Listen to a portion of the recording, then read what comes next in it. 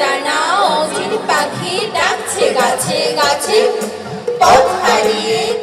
পৌষের ডাকে যখন প্রকৃতিতে হিমশীতল বাতাস বয়, তখন ষড়ঋতুর এই দেশে শুরু হয় নতুন চালের উৎসব। বাংলার হাজার বছরের সংস্কৃতির অনুষঙ্গ এই পিঠা উৎসব।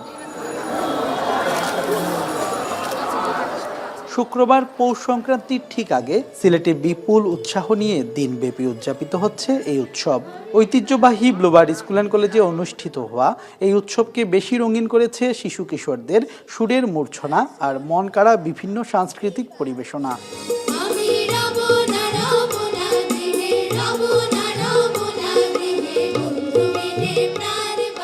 কেক, পেস্ট্রি আর ফাস্ট ফুডের যুগে প্রায় হারিয়ে যাওয়া পিঠা উৎসবে এসে মেতে ওঠেন সবাই প্রাণের উচ্ছ্বাসে।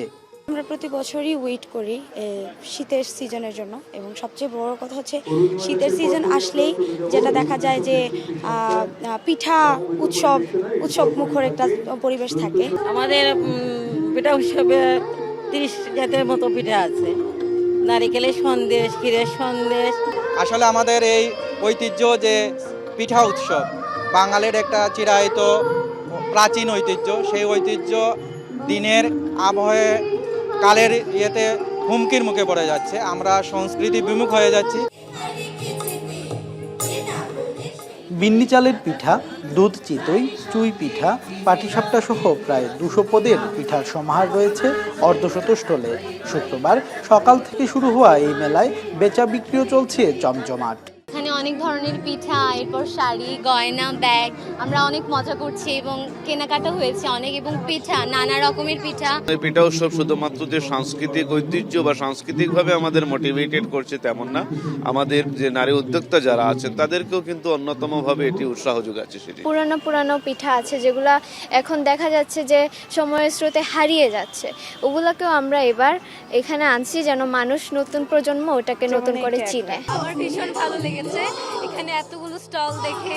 আমি পুলি পিঠা, ভাপা পিঠা, চুই পিঠা খেয়েছি, খুবই ভালো লেগেছে। এই আয়োজনে শুদ্ধ সংস্কৃতি বিকাশের পাশাপাশি তরুণ প্রজন্ম নতুন নতুন পিঠার সাথে পরিচিতি লাভের সুযোগ পাবে বলে মনে করছেন সিলেটের সংস্কৃতি কর্মীরা। শ্রুতি গত 24 বছর থেকে এই প্রোগ্রাম করছে। শুধু এটা নয়, শ্রুতি সিলেটে এমন কিছু অনুষ্ঠান করে থাকে যেগুলো আলোর মিছিল। পিঠাপুলি যে অনেক একটা সময়ে মানুষের ভেতরে যে আগ্রহ থাকতো, শীতের সময় পিঠা খাবো, নতুন চালের পিঠা খাবো, তো এই বিষয়গুলো আসলে প্রজন্ম যেন জানতে পারে, বুঝতে পারে, সেই জিনিসগুলোই মূলত চাচ্ছে শ্রুতি সিলেট যেন, মানে তার মাধ্যমে প্রজন্ম জানে, এগিয়ে যেতে পারে, সেটার জন্যই। দিনব্যাপী শিশু কিশোরদের পরিবেশনার পাশাপাশি সিলেটের ঐতিহ্যবাহী ধামাইল ও বাউল গান পরিবেশনাও রয়েছে এই পিঠা উৎসবে। সন্দীপন শুভ, এখন সিলেট। বছরের এই সময়টা শুধু পিঠের জন্য।